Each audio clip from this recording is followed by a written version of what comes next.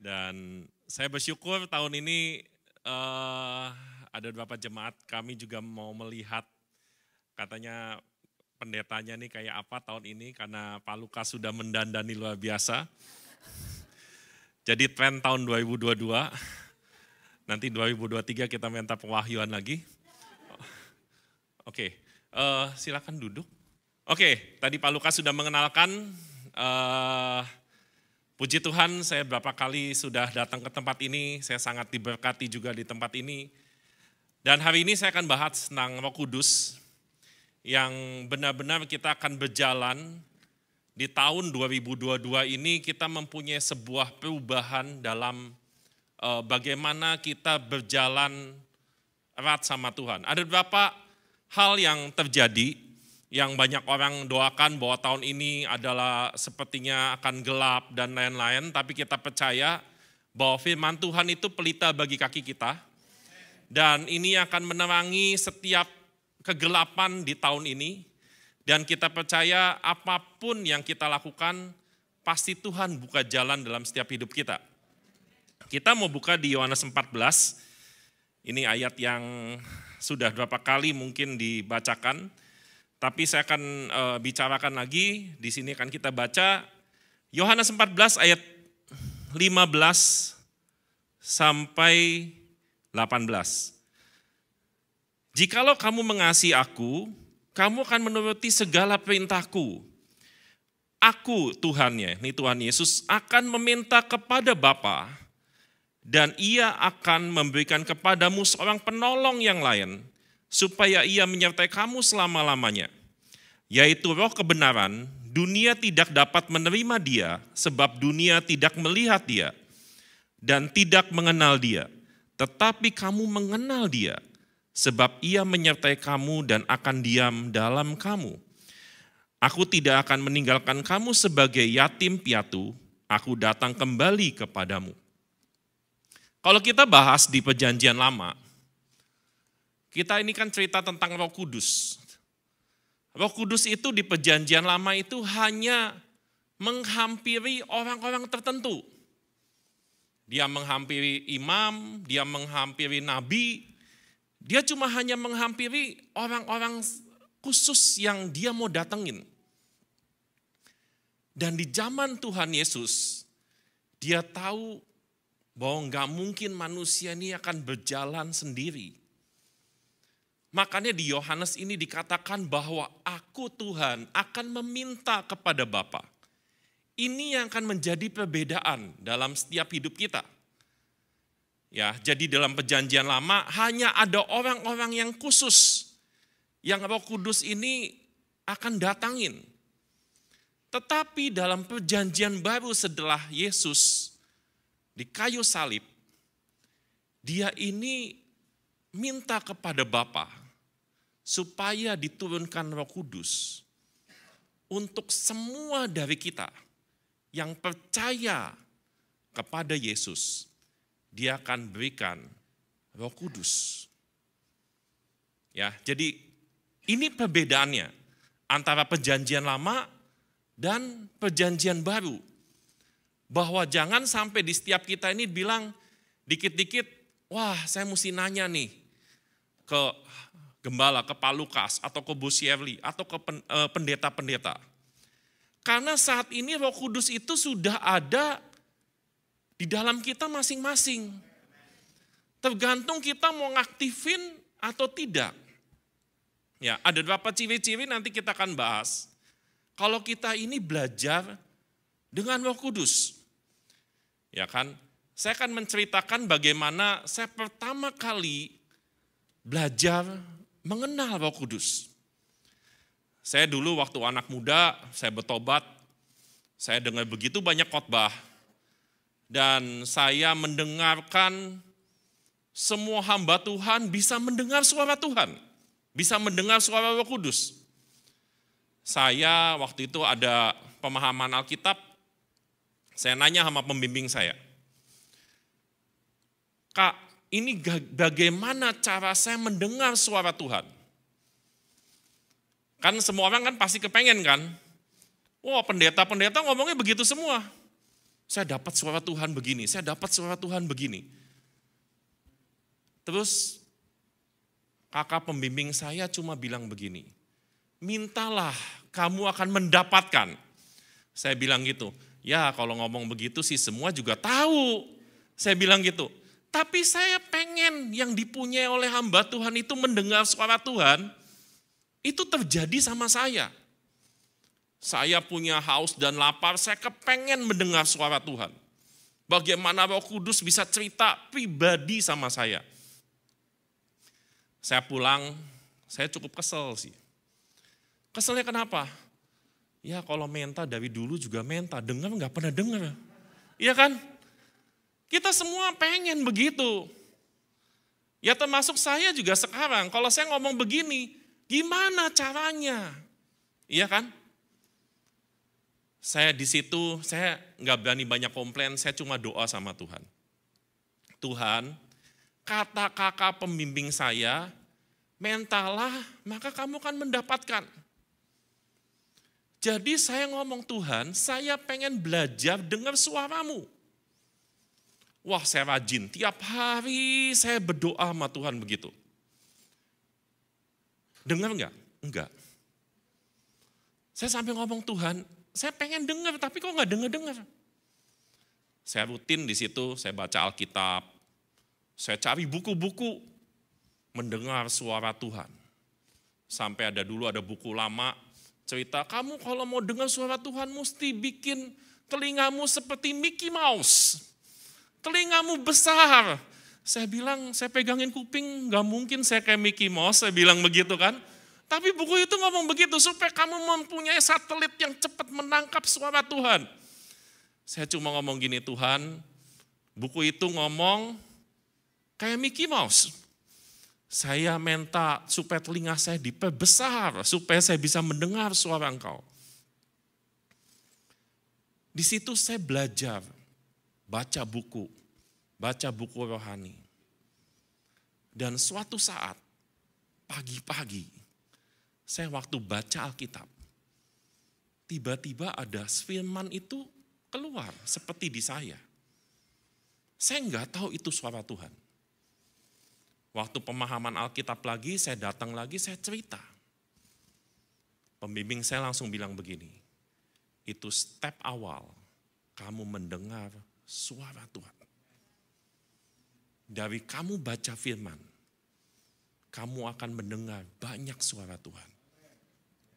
Jadi saya makin rajin baca Alkitab, doa, saya puasa, saya pengen dengar suara Tuhan. Tapi ya saya mulai belajar step by step. Ini yang terjadi waktu sejak perjanjian baru. Pasti kita akan bisa mendengar suara itu.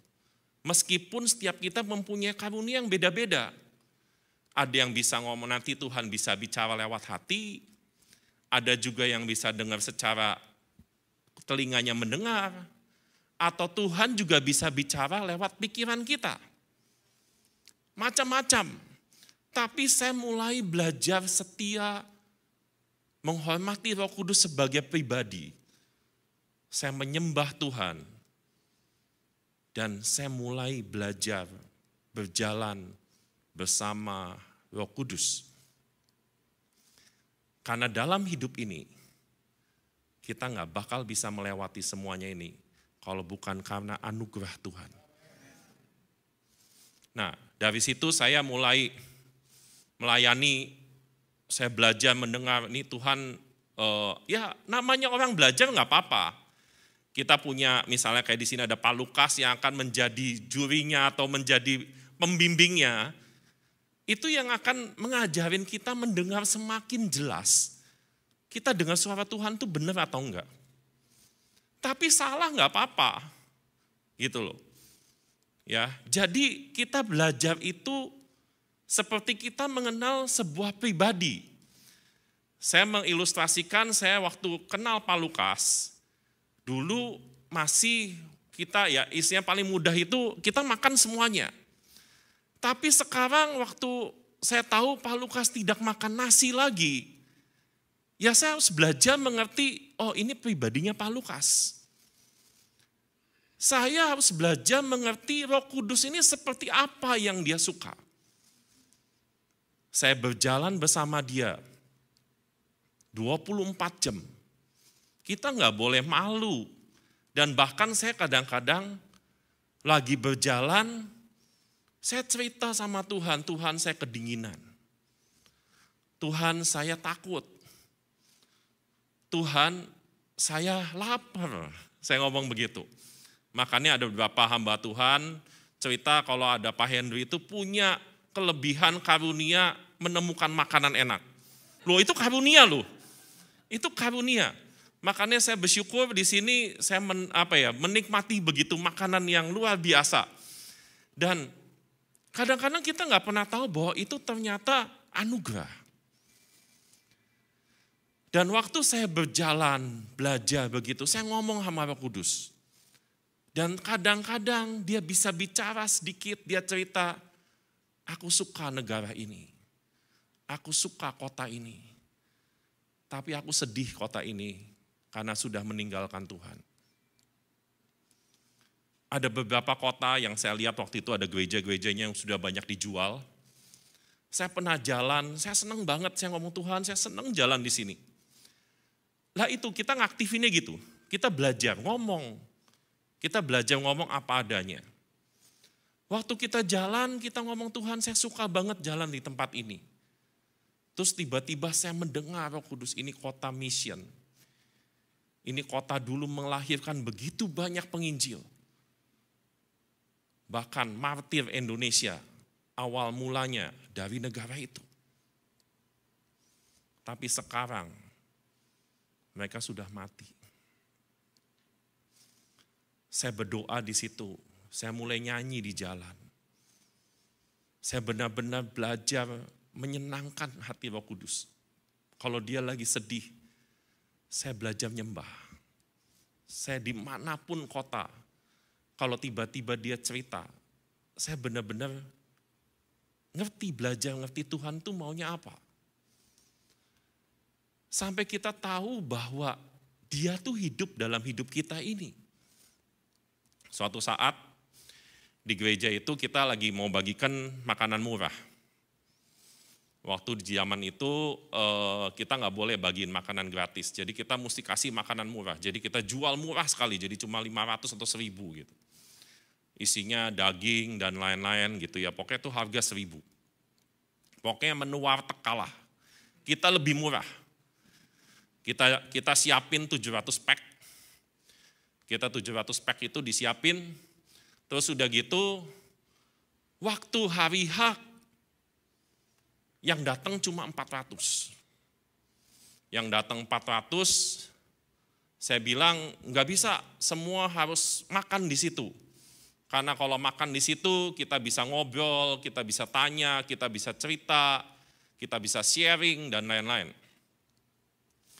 Dan waktu sisa 300, mulai ada beberapa orang ngomong begini sama saya. Pak, boleh dong 300-nya dibungkus aja. Dia ngomong gitu. Banyak yang ngomong sama saya. Saya bilang nggak bisa. Kalau dibungkus, saya bilang saya nggak bisa ngobrol.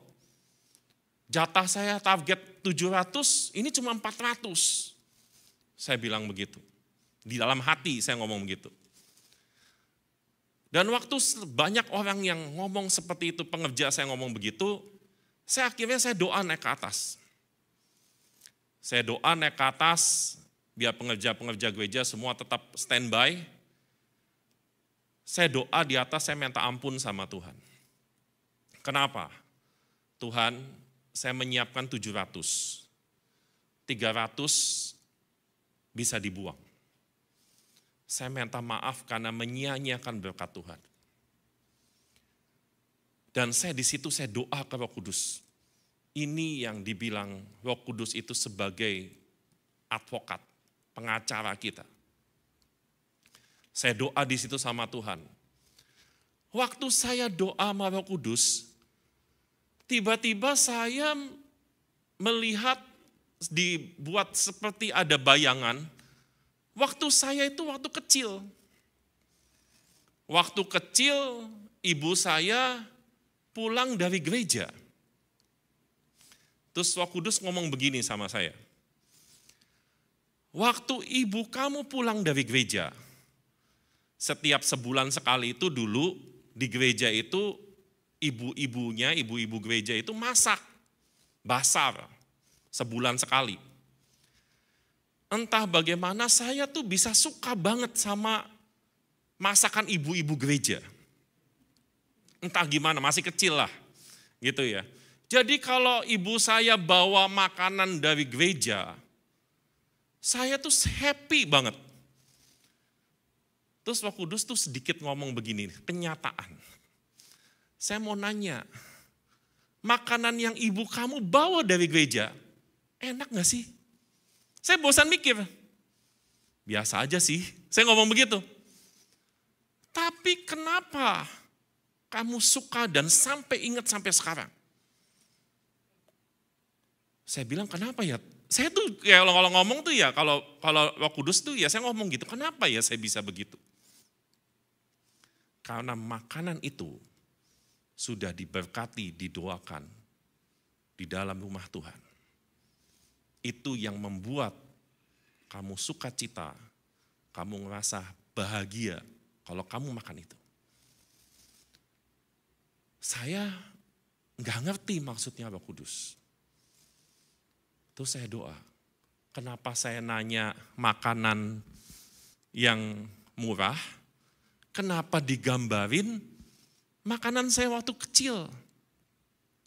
Keluar ayat, kalau kamu tidak mau bersaksi, maka aku akan buat batu-batu pun bersaksi buat mereka. Di situ saya bilang, bagikan makanan, supaya mereka bisa makan di rumah. Aku yang akan bicara mereka di rumah masing-masing. Saya kaget di situ saya bilang, ya Tuhan, saya turun ke bawah, siapa yang mau bungkus, bungkus nggak apa-apa. Karena Tuhan bilang, mereka Tuhan yang setiap yang makan, mereka akan merasakan hadirat Tuhan di rumah masing-masing. Saya bersyukur, kayak di tempat ini saya berapa kali ngeliat di Instagram dan lain-lain membagikan begitu banyak makanan. Kita nggak mampu berbuat apa-apa sama mereka. Bahkan pertobatan satu orang pun itu bukan karena kita. Itu cuma karena Roh Kudus. Kalau kita ngomong kita bisa buat orang bertobat, sombong. Kalau mereka bisa bertobat itu karena Roh Kudus. Lewat makanan, lewat batu, atau lewat apapun, Roh Kudus akan bisa bekerja. Kita hidup dalam anugerah yang luar biasa dalam Tuhan. Jadi kalau kita menyiapkan segala sesuatunya, termasuk kita nyiapin nanti misalnya makanan, paket, apapun, kita doakan. Kita percaya bahwa Roh Kudus yang akan bekerja di rumah masing-masing, yang merubah sikap mereka yang jadi dari jahat jadi baik, yang asalnya mau marah tiba-tiba penuh dengan damai sejahtera. Karena kita doakan seperti itu loh, saya sangat percaya begitu. Bahkan pernah ada ilustrasi, saya nggak tahu di sini pendoa ngelakuin apa enggak.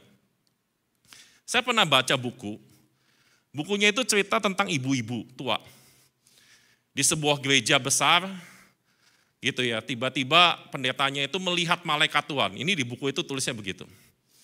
Dan malaikat Tuhan ini bilang begini, minggu depan saya akan bawa mahkota besar buat orang yang paling berharga di gereja ini. Wah, pendetanya happy. Pendetanya happy, dia berpikir apa? Saya nih orang yang paling berkorban di gereja ini. Gitu kan. Akhirnya dia menunggu minggu depan itu, dan benar malaikat itu datang membawa mahkota yang sangat besar. Dan tiba-tiba waktu dia maju ke depan, malaikatnya mundur lagi. Dia kasih nenek-nenek, ibu-ibu yang di pojok.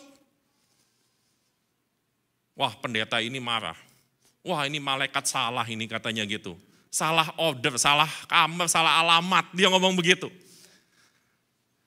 Dia terus begitu, malaikatnya cukup baik. Dia bilang gini, coba kamu datang minggu depan. Pas pagi-pagi kamu mesti datang.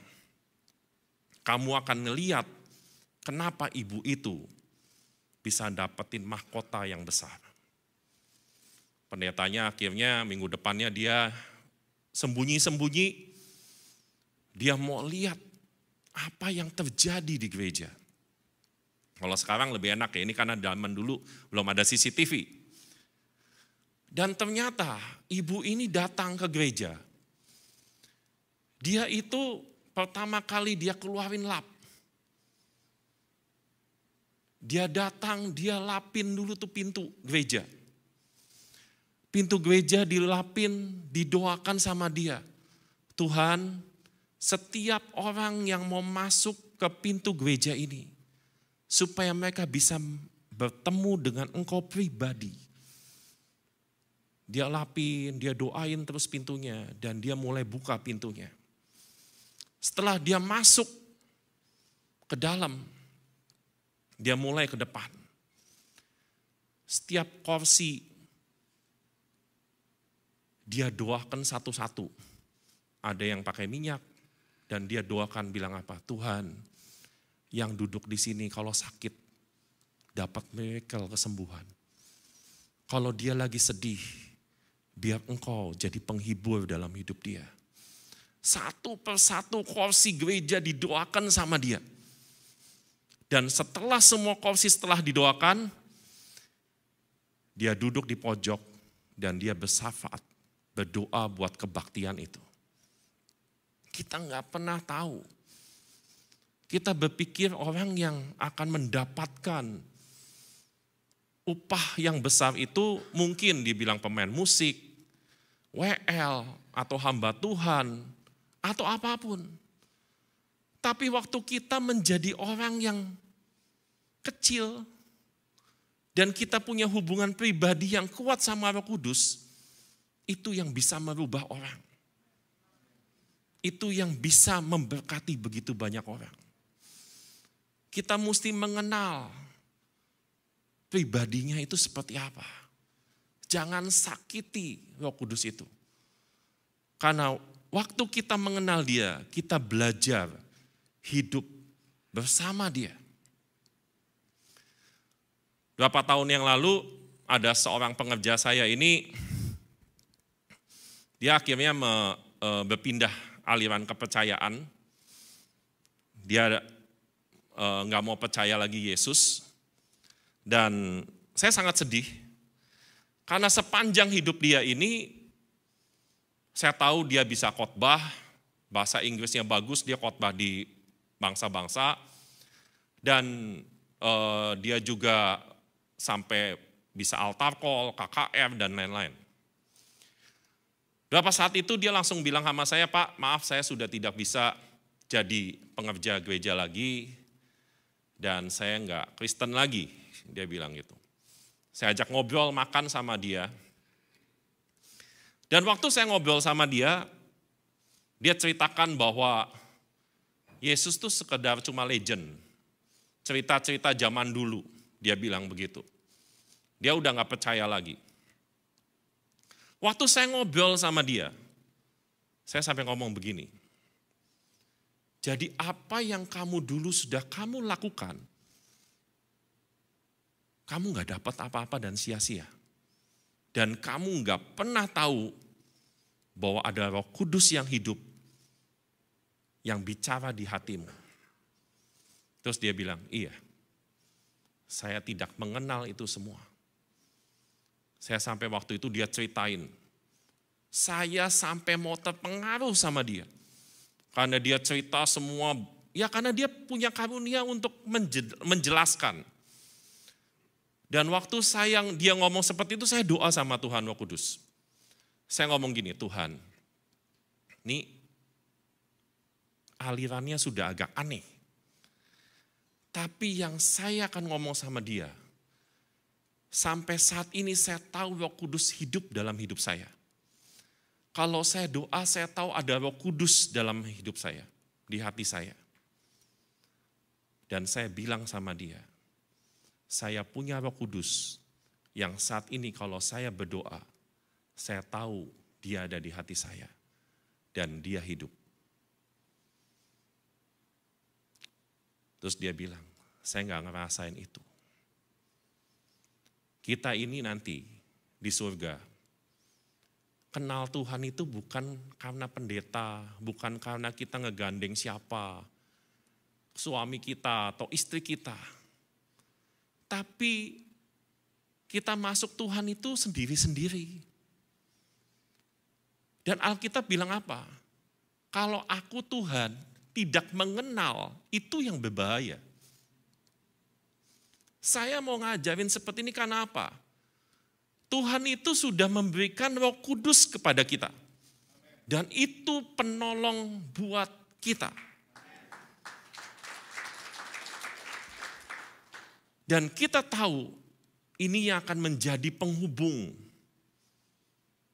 antara Tuhan Yesus dan antara Bapa. Yang buat kita ini dikenal. Coba, ya saya nggak tahu di sini, cuma saya rasa ada. Mungkin kenal Tuhan cuma kenal Tuhan doang, biasa. Lo Alkitab jelas lo, Matius 7 bilang apa? Kamu mungkin punya karunia atau kamu bisa ngelakuin apapun. Tapi saya nggak kenal engkau. Dibilang apa? Dibuang lo. Dibuang. Saya bukan nakut-nakutin. Ini hal yang simple, sederhana. Kita berjalan mengenal Tuhan. Enggak masalah, yang penting kita bisa doakan. Coba di sini saya mau nanya siapa yang nggak bisa berdoa. Ya kan? Kalau nggak bisa berdoa ya saya rasa orang bisu tuli pun masih bisa ngomong. Dalam hati doa sama Tuhan. Dan kita percaya waktu kita bergaul, meskipun kita nggak dengar suara dia, setidak-tidaknya kita itu seperti yang kayak Tuhan Yesus bilang apa? Ya kita nih ngomong sama dia. Apapun yang kita ngomong, dengar nggak dengar, itu cuma perasaan kita doang. Kita punya iman bahwa apa yang kita doakan Tuhan dengar. Ya kan? Kadang-kadang kita ini ya, kalau misalnya sekarang itu, kita mesti ngerasain kuasa Roh Kudus. Getar-getar. Panas, dingin.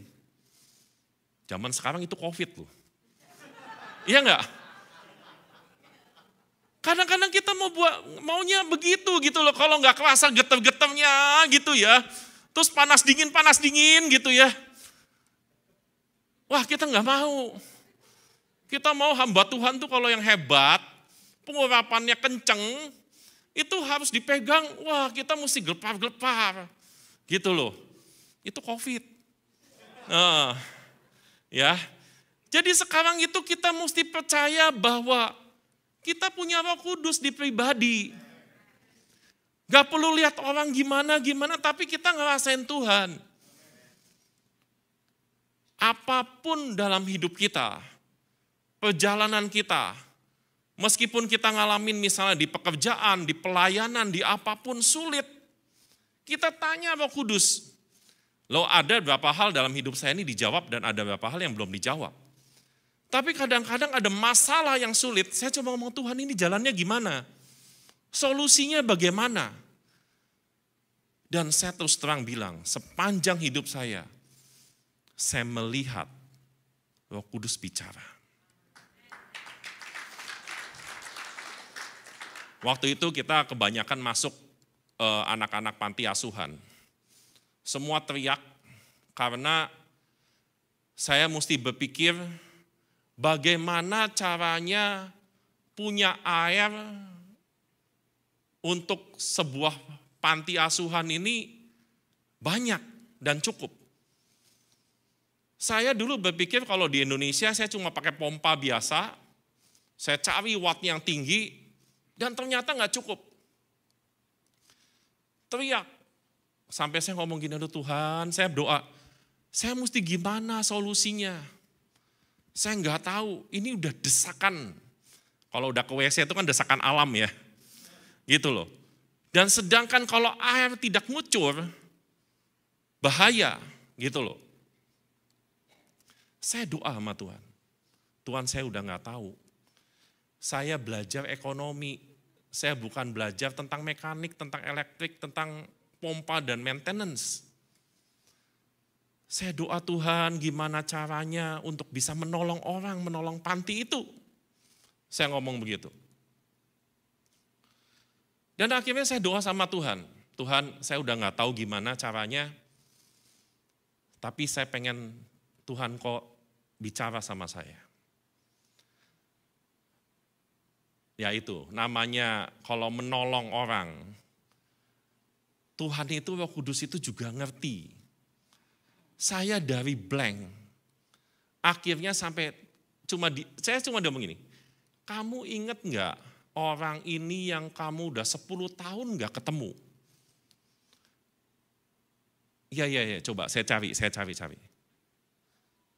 Saya nggak tahu, ternyata orang yang diingetin Tuhan itu adalah ahli pompa. Dan waktu saya telepon ke dia, saya bilang, saya ada masalah, boleh nggak minta tolong? Akhirnya dia bilang gini, ya kamu minta cuma seperti itu. Saya biasa masangin hotel, dia ngomong begitu. Kamu tak kasih pompa 2 terendah, murah. Dia ngomong begitu. Semua pasti beres. Itu bukan saya loh, bukan kepintaran saya. Itu karena Roh Kudus. Tahun 2022 adalah tahun Roh Kudus. Seperti yang kayak Pak Gembala di sini dapetin. Kita berjalan bersama Dia. Apapun masalahnya, apapun kondisinya, sesulit apapun, belajar mulai saat ini mendengar suaranya. Jangan kita tahu dan ngomong selalu bilang apa, oh iya kata Pak Lukas, kata Bu Shirley, kata hamba Tuhan siapa yang khotbah di sini. Tapi sampai kayak Ayub bilang berkata apa? Aku sendiri melihat Tuhan, bukan kata orang. Amin.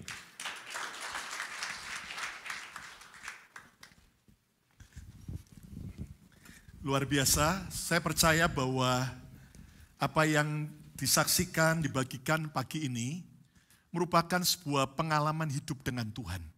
Saudara, sekali lagi jangan sampai saudara hanya tahu tentang Tuhan, tapi mari kita mengalami Tuhan setiap hari secara pribadi. Dan saudara, saya yakin bahwa di tengah-tengah kondisi seperti ini, tidak ada yang kita bisa andalkan kecuali tuntunan Tuhan. Yang percaya kita beri tepuk tangan yang meriah bagi Tuhan Yesus. Dia penolong kita, Dia penghibur kita. Roh Kudus itu menyertai kita. Jadi saudara, ingat bahwa ini bukan cuma main perasaan, tapi iman. Ya, karena kalau engkau iman percaya bahwa saat engkau disertai Tuhan, maka hidup saudara akan berbeda. Engkau tidak akan pernah kering lagi, engkau tidak akan pernah bingung lagi. Dengan setiap masalah yang kau hadapi, selalu akan ada kemenangan demi kemenangan, tuntunan demi tuntunan. Tadi saya cerita buat Pak Abraham sebelum ibadah, Tuhan ingatkan bagaimana saudara hari-hari ini ada banyak gereja yang sedang struggle waktu masuk pandemik ini, terutama dalam soal menghadapi saudaraku kesulitan ekonomi. Saya mendengar di Indonesia cukup banyak gereja yang tutup. Bukan karena hanya mentaati pemerintah, tapi karena mereka sudah nggak bisa lagi membiayai kondisi keuangan mereka. Bahkan saya mendengar kemarin, saya baca artikel di North Carolina, sampai ada 2 gereja akhirnya merger jadi satu, saudaraku. Kenapa? Karena sama-sama mengalami kesulitan keuangan. Karena Anda tahu ketika lockdown, sehingga akhirnya jumlah jemaat maupun persembahan juga drop. Tetapi saya bersaksi pada Pak Abraham, dan saya pernah saksi sama saudara, di awal sebelum lockdown itu terjadi, di awal 2020, saya itu tanya sama Tuhan, Tuhan, apa yang kami harus lakukan? Tiba-tiba Roh Kudus ingatkan tentang kata penting, investment. Saya nggak tahu, kemudian tiba-tiba saya jajaki dengan pihak bank gereja kita. Singkatnya mereka memberitahu bahwa oh ini ada investment yang aman buat gereja. Kalau sampai ada penurunan, maka gereja tidak akan kena apa-apa, tidak ada kerugian apa-apa. Tapi kalau naik, berbagi. Dan Anda tahu singkatnya, itu belum terjadi COVID meluas. Akhirnya kami berdoa, Roh Kudus ngomong, masuk untuk investment. Dan ternyata ketika kita masuk investment, semua saham-saham seluruh dunia anjlok habis-habisan. Kenapa? Karena COVID. Tetapi saudaraku, beberapa bulan kemudian bounce back, kembali ke awal, bahkan lebih tinggi. Dan Anda tahu bahwa 2021 kita dapat kabar dari pihak investment kita bahwa kita mendapat keuntungan sekian besar. Dan saya melihat bahwa apa yang ternyata kurang dicukupkan Tuhan dengan cara Tuhan yang dahsyat dan ajaib. Jelas pengharapan kita bukan investment, pengharapan kita bukan soal yang lain, harapnya sama Tuhan. Tapi Roh Kudus bisa tuntun saudara dengan cara Tuhan yang dahsyat dan ajaib. Dan ternyata lihat, Tuhan pelihara kita di tengah-tengah pandemi ini. Minggu kemarin ada jemaat, beberapa keluarga yang membawa buah sulung mereka. Dan mereka sepakat memberikannya dalam bentuk mobil Honda Odyssey tahun 2022. Yang baik untuk gereja, lunas terbayar. Kenapa kita nggak tepuk tangan yang meriah bagi Tuhan? Amin. Ayo kita percaya, semua karena Tuhan. Kata bersama saya, semua karena Tuhan. Semua karena Tuhan. Bukan karena kita. Ya, mari kita berdiri bersama-sama.